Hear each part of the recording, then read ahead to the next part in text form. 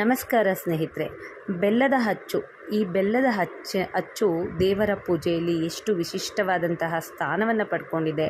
ನಮ್ಮ ಎಲ್ಲ ಸಮಸ್ಯೆಗಳು ಯಾವ ರೀತಿ ಬೆಲ್ಲದ ಅಚ್ಚನ್ನು ನಾವು ಪೂಜೆಯಲ್ಲಿ ಉಪಯೋಗಿಸೋದ್ರಿಂದ ನಮ್ಮ ಸಮಸ್ಯೆಗಳು ಯಾವ ರೀತಿ ದೂರ ಆಗುತ್ತೆ ಅನ್ನೋದು ಇವತ್ತಿನ ಒಂದು ವಿಡಿಯೋದಲ್ಲಿ ನೋಡ್ಕೊಂಡು ಬರೋಣ. ಬನ್ನಿ ಸ್ನೇಹಿತರೆ. ಗಣಪತಿ ಮತ್ತು ಬೆಲ್ಲದ ಅಚ್ಚಿನ ಮಹತ್ವಗಳು ಈ ರೀತಿ ಇದೆ.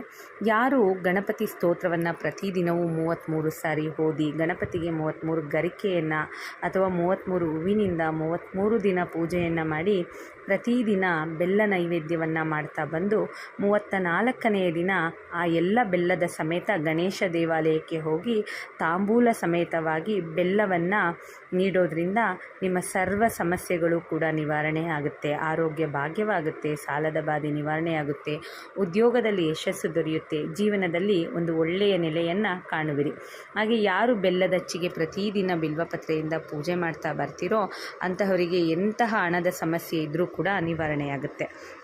ಹಾಗೆ ಯಾರು ಬೆಲ್ಲವನ್ನು ಪ್ರತಿದಿನ ಪೂಜಿಸಿ ದಾನ ಮಾಡ್ತಾ ಬರ್ತಿರೋ ಅಂತಹವರಿಗೆ ಇರುವಂತಹ ಯಾವುದೇ ತುಂಬ ಅತ್ಯಂತ ಕಠೋರವಾದಂತಹ ಕಾಯಿಲೆ ಇದ್ದರೂ ಕೂಡ ವಾಸಿಯಾಗುತ್ತೆ.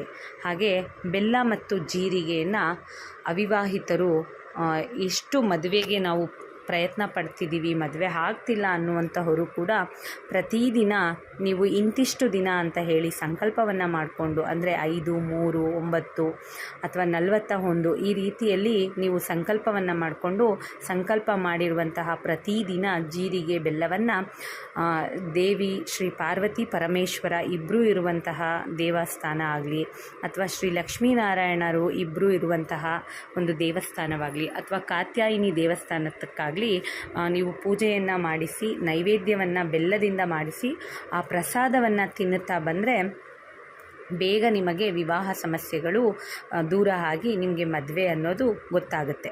ಹಾಗೆ ದೇವರಿಗೆ ಬೆಲ್ಲದ ನೈವೇದ್ಯವನ್ನು ಮಾಡಿ ಆ ಬೆಲ್ಲದಿಂದ ಪಾನಕವನ್ನು ಮಾಡಿ ಮನೆಗೆ ಬರುವಂತಹ ಅತಿಥಿಗಳು, ಗುರುಗಳಿಗೆ ಅಥವಾ ಬ್ರಾಹ್ಮಣರಿಗೆ, ಸುಮಂಗಲಿಯರಿಗೆ ನೀಡಿದ್ರೆ ಆ ಮನೆಯಲ್ಲಿನ ಗೋಚರ ದೋಷಗಳು ನಿವಾರಣೆಯಾಗಿ, ವಾಸ್ತುದೋಷ ನಿವಾರಣೆಯಾಗಿ ಮಕ್ಕಳು ಸನ್ಮಾರ್ಗದಲ್ಲಿ ನಡೆದು ನಿಮ್ಮ ಮನೆಯ ಎಲ್ಲ ದೋಷಗಳು ಕೂಡ ನೀಗುತ್ತೆ ಅಂತಲೇ ಹೇಳ್ಬೋದು.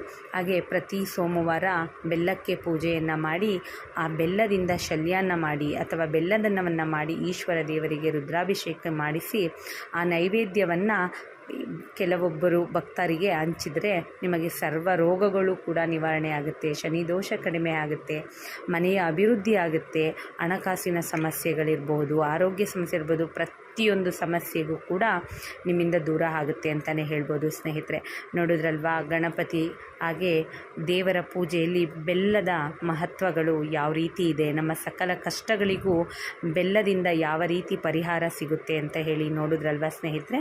ಶುಭ ದಿನ.